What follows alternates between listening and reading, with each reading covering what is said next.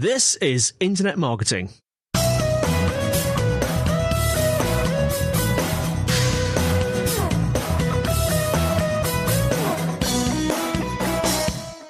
Hello and welcome to the Internet Marketing Podcast, brought to you by Site Visibility.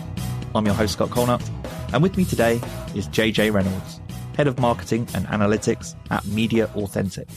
And we're going to be discussing getting comfortable with data analysis. Welcome to the podcast, JJ. Hey, thanks so much for having me, Scott. No problem. I'm looking forward to discussing this topic. It's a hot topic for us in our agency.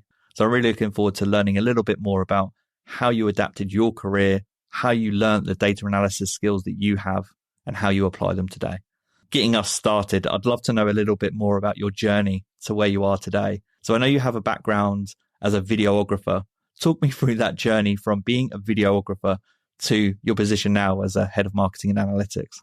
Yeah, so I started out back in the day as a young lad. I would love to play around, mess with videos, making content with like friends and all that kind of stuff.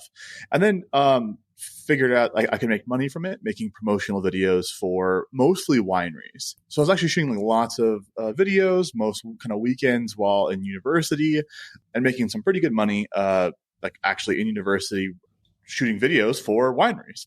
The biggest problem that we ran into, though, is that once I made the video, it was like, what do you do with this video? It was the next question that the wineries would ask. And I'd be like, I don't know. That's not my problem. I was hired to make the video. And so then basically it progressed from that to be hey, you can push this boost button on Facebook. There's this thing that they launched called the boost button. And then you can hit that and it goes to other people. I'm like, hey, you're a local winery. You can just target 20 miles around you, right? There's all basically discovering what the internet marketing world is. Basically after that, ended up getting a job at an agency where I was kind of running ads, doing some of the content creation and things like that. But basically always came back to the conversation of get a new client. The client would be like, oh my goodness, this is amazing. You guys are running my ads or running the content creation, etc. But then 3 months would go by and they'd be like, what are you guys doing again? Is this actually making a difference? Or were these sales from our event that we ran or from the other piece that we did? And so it always came back to showing the numbers. And as running Google ads or Facebook ads or any of the ads, you'd be like, look at these reports, look at this. And then the client is I don't know what that means. What is a CPM? What is a CPL? And so then I just basically dove into it. I was I don't fully understand how these numbers got here, and just kept going deeper and deeper and deeper until I was like, this is a service that people need to just have someone to help them with their numbers. And that's when Media Authentic, I started that, and the rest is history. You were talking about the video creation part there. What year are we talking roughly that you started that? 2013-ish. Okay. So about a decade ago now. Yeah, a decade or so going through this journey. And do you still undertake any videography at all? Just for our own marketing, more of I get to have the fun of making fun stuff. Yeah. And it sounds like there was a lot of on-the-job learning. So you were getting these questions from clients that it sounds to me like you've gone through this process of create the videos at one point, then learning how to promote them, and then learning a little bit more about the reporting, analysis, and data side. Is that accurate? Yeah, it's pretty much the 10-year journey of what you do on a cyclical cycle in a week for most companies of where you make a content, you then analyze it, and then you hopefully improve it. It just took me 10 years to figure that out. And when you started to get those questions about how is this performing, was that exciting to you because you were intrigued and you wanted to know? At the time, could you remember how you felt about that? I think what was a little bit different about my journey of it is that I was always a creator for a purpose as opposed to an artist, which I'm not knocking any artists that are let me just make this beautiful thing. But I was like, what do you want? Let me make it. What are you trying to do? And let me just create this thing. So whenever that would be, I was very much less an artist. And a lot of my friends who were I say true videographers were more of the artist type of let's make this pretty thing. And I was more of the person who would say, hey, what do you want? Let's make this and deliver it and then get you to be the happiest client so we get more people. So that was I was definitely more business minded as a videographer when I was doing that as opposed to kind of the artist side of things. That makes sense. And how did you learn? So talk me through your I guess, experience in learning data analysis? And you mentioned there 2013 is when you started to create videos. When did your data analysis journey begin? Yeah, just shortly after that. So basically, I was creating videos, doing that kind of stuff, got a job at an agency shortly after. And then from that point on, I was pretty much into like the measurement side of things as a whole. And when like the data analyst, right? Everybody like says, "Hell yeah, an analyst of what does the data analyst do?"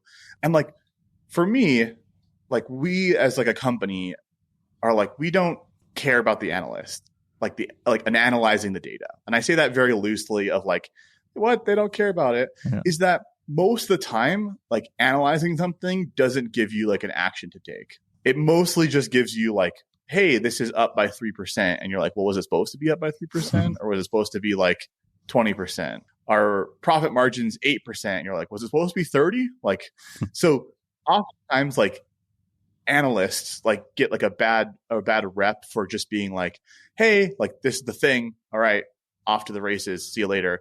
We like to say that, hey, we like work with people to create a story out of it so that you know what the expectation was. You have an idea about that. And then like you kind of build an entire journey of what you expect so that you can find where to take the action as opposed to just someone spitting out numbers to you that don't make that much sense. That makes sense. So it sounds like that you started with expectation management. Yeah, like it's the expectation of what do you, whenever you do anything in marketing, right? Whether it's posting a new homepage or making a Super Bowl commercial, what do you expect to happen? And then measuring your benchmarks and like KPIs and all those fancy things against that then gives you actions to take. Whereas if you had zero expectations, you end up in like a downward spiral of like, we're just going to do this. Well, like, what do you expect to happen? What reporting solutions did you start with? Are you talking Google Analytics, Facebook Analytics, or Ad Manager? What platforms were you using? Yeah, it started out with the basic stuff of kind of just looking at the Facebook, right? You started out running ads as like Facebook person, like you're like, all this data shows up in Business Manager, but how does it show up there, right? Like, how does it get there? How does it know what's happening? So then from that point, you say, okay, let me take a little looky-loo at like Google Tag Manager to see how this pixel is being set up. And then you get one step deeper and to say, okay, we need Google Analytics now to see the on-page performance and the last click attribution. And then we want to go one step deeper and then get both of those data sources into a single report. And now we're using Google Looker Studio, right? Mm-hmm. So this like the progression just kept going down this path. And as I asked more questions, I realized that more and more companies either they were asking these questions in like the wrong way of just looking at like, hey, how much do we spend, as opposed to kind of building that story around it. Mm-hmm. I like had that experience from media buying and then slowly kind of got smaller and smaller and smaller. But like now we just work with the numbers. It's interesting because you mentioned about asking questions there. I think that knowing the right questions to ask, being curious, and actually just asking the questions that are top of mind is one of the most important skills for data analysis and being a data analyst or a marketing analyst. Did that part of asking the right questions and just asking questions, was that natural for you? Yeah, that was one of the things that came the most natural to me. I think it stems from like kind of the content creation background where it's like working with people and working with cameras and kind of matching apertures and all these things that you have to try kind of, what's my expectation when I put the aperture at 1.4 and the shutter speed at 200th of a second? Like I expect the photo to be like slightly overblown, right? A little washed out. Like click. Oh, hey, it didn't work. Right? Like that's like the story of every person who starts like playing with manual settings inside of like that. And then it's as long as you can apply that into the real world of like, I say real world loosely, of like analytics and like marketing, that's what people oftentimes are missing is like, what did you expect to happen when you did this thing? And if you can write that down when you do it, it makes reporting on that 1,000 times easier.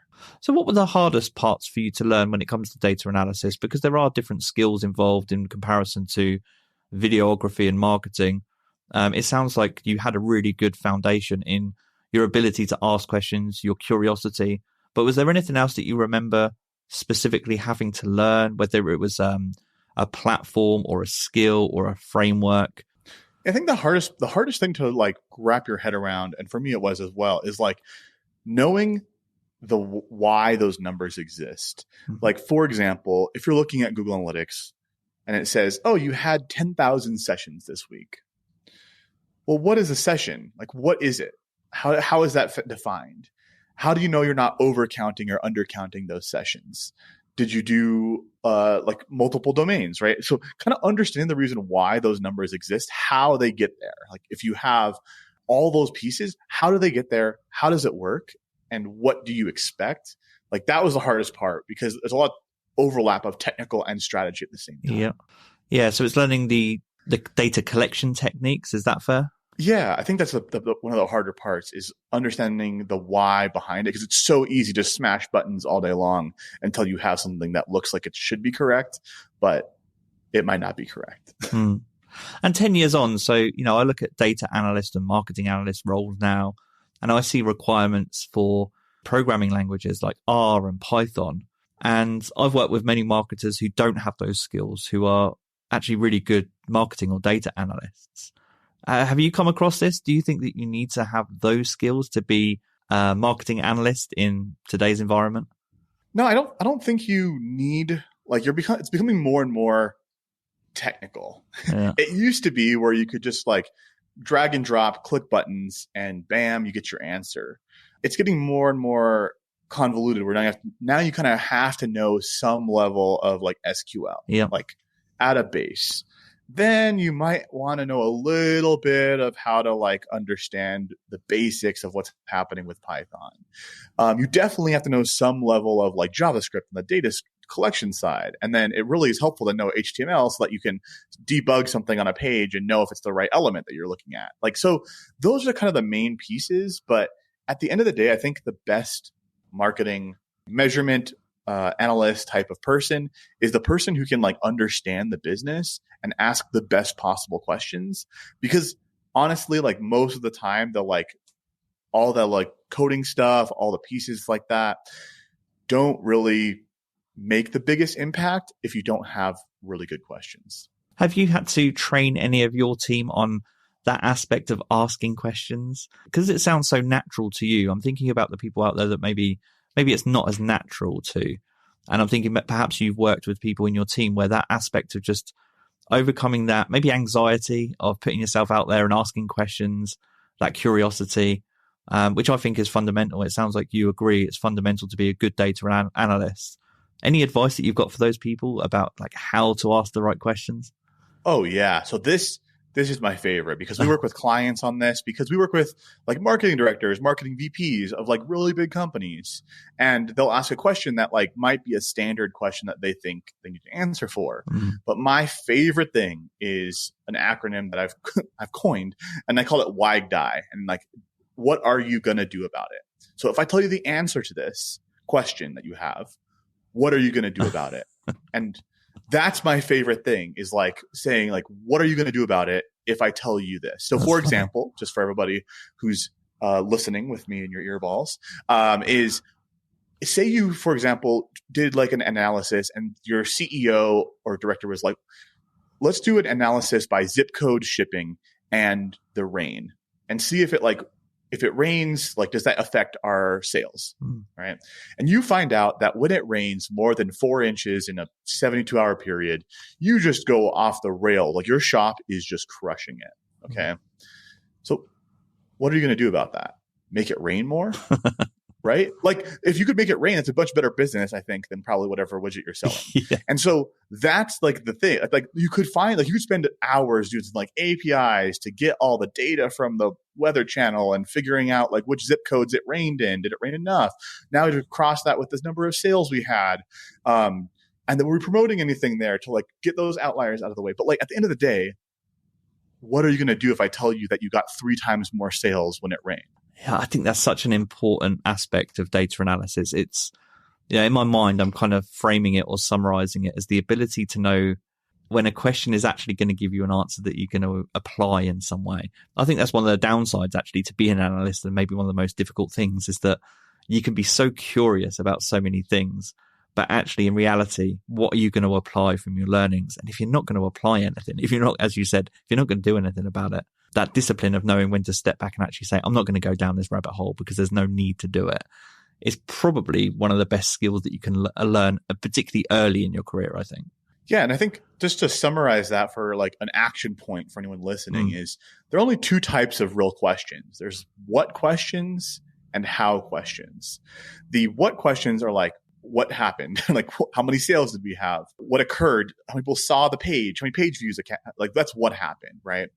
And then there's how questions of how did that happen? Of did you run Facebook ads and the Facebook traffic is the ones that are driving this? Did you have a new agency that was testing traffic and was split testing pages? And that's why you have double in these two different URLs, right? So there's only what questions and how questions. The why questions are where usually a human has to get involved. And that's where like the marketing director, the marketing person has say, oh, wow, like we're trending up in this. Like, why is that happening? Like, that's where we want to say, oh, it's because we just spent $250,000 in Facebook ads for lead gen. That's why we have all these leads. Like that is where you have to know, like, why is it happening?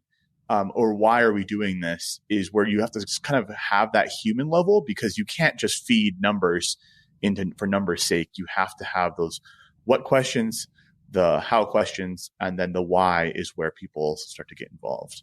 On this topic of knowing the questions to ask and the questions not to ask, are there any other common pitfalls that you would recommend marketing analysts to avoid? So things that you see in either your clients or your peers, your team, where you kind of scratch your head and you're like, oh no, please don't focus on that because it's going to be a waste of your time. The biggest thing is like seeing people ask very specific questions. Like, for example, if you added a new footer to your website, right? Like, did that make a difference? And I was like, well, what were you trying? Like, were you trying to get something? Like, what is difference? Right? Like, yes, there's a difference. The page is now purple at the bottom. Ta-da! It's different, right? But like, you want to start saying, like, what are we trying to do?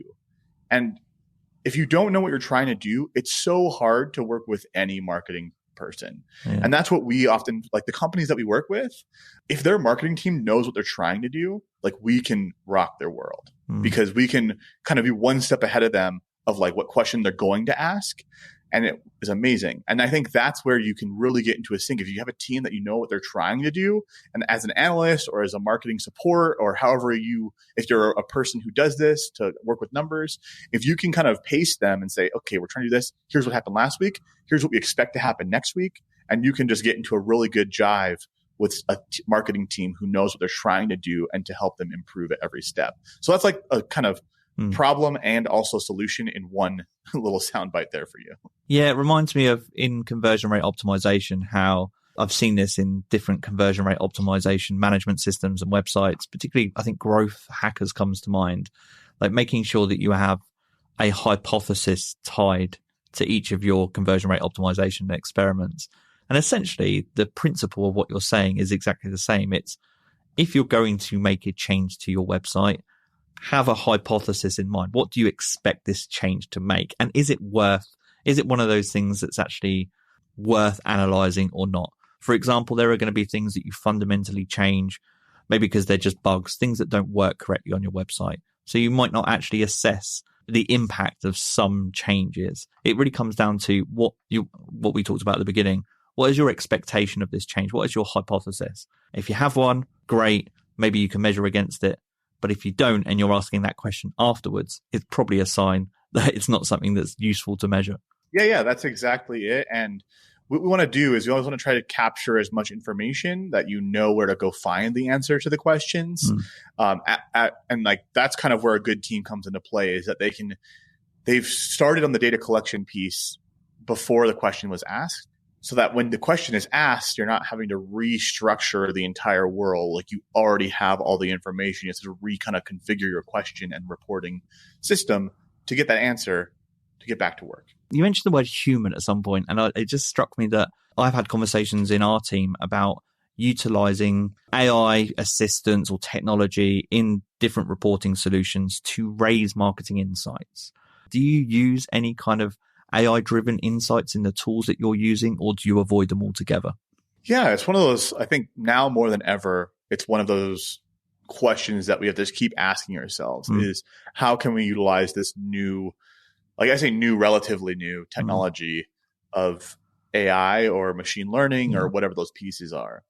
And we use it somewhat, like most of the time our team kind of serves as that currently, where the AI like algorithms will kind of serve as anomaly detection more or less. And I think that's kind of what they are, is like anomaly detection of like, this last week you had 1,000, this week you have 1,500. It's a 50% increase. Were you expecting a 50% increase? Right. And that's where, if you have enough information, I think it has the potential in the future. Like, we've tried to play around a few custom things where we feed in custom data sets to an owned AI to output insight. But at the current moment, it's usually not that helpful. A little bit of training, and then you would find the answer faster than reading the statement. I can tell you're a natural storyteller and you focus on the story of data, which again, I think makes for a fundamentally good data analyst. But I am interested in knowing what you consider to be like the perfect structure of a marketing insight. Are you able to talk through that? What makes a perfect marketing insight, and how do you articulate that to clients? Oh yeah. I love this question, because when I start with the end first, is usually the end is a report, right? It's a pretty visualization, usually, that's going to marketing directors most of the time, sometimes marketing VPs, depending on what level that we're working with. And I tell our team, the goal is that the action jumps off the page. The action to take should jump off the page at that director, at that VP, whoever it might be. That's the goal. Working back from that is, how do we get to that, right? How do we get to an action that jumps off the page to take, right? And so what kind of our process is, and how I would suggest other people to do this, is you start with just saying how many people saw the thing that we're looking at, right? Or that we're trying to do. So let's just say, for example, we are running like a marketing campaign for like selling a new fancy water bottle that keeps your water cold for 6 weeks, right? It's really fancy. You should probably be drinking it faster, but that's the marketing that we're doing. So what you want to say is like, okay, how many people saw this messaging? Like, how many people saw it? How many people stuck around to read the above the fold content, right? So you're starting to like kind of pace out the story of what the page is supposed to do, or whatever marketing that you have is supposed to do. So, hey, they hit the page loaded. The website did its job. It loaded the page. Double thumbs up. We've got the first step done. Next step is the above the fold content, right? So maybe people are supposed to stick around for at least 7 seconds to read the above the fold content. Then people are supposed to, right, kind of pacing out our expectation, is go view the product images and the product video, right? That's the next step. Then they're supposed to read the reviews, which we put conveniently right below that. And then they're supposed to hit add to cart, right? So that's kind of like what we expect the person we're supposed to be doing. If you kind of benchmark those out, you now have an optimization that you could clearly see. 1,000 people hit the page, 700 people stuck around for 7 seconds, 400 people viewed the product images, 100 people viewed the reviews, and 50 people clicked add to cart. You now have a 0.5% page efficiency rate. Where'd the biggest fall off happen? People going to the reviews, right? So maybe that's not the best move. So you can easily see, kind of like audioly, not the easiest to see, but if you have like a little funnel thing for every individual product page you have, you can clearly see which product pages are doing the best as far as getting people to move to that next step.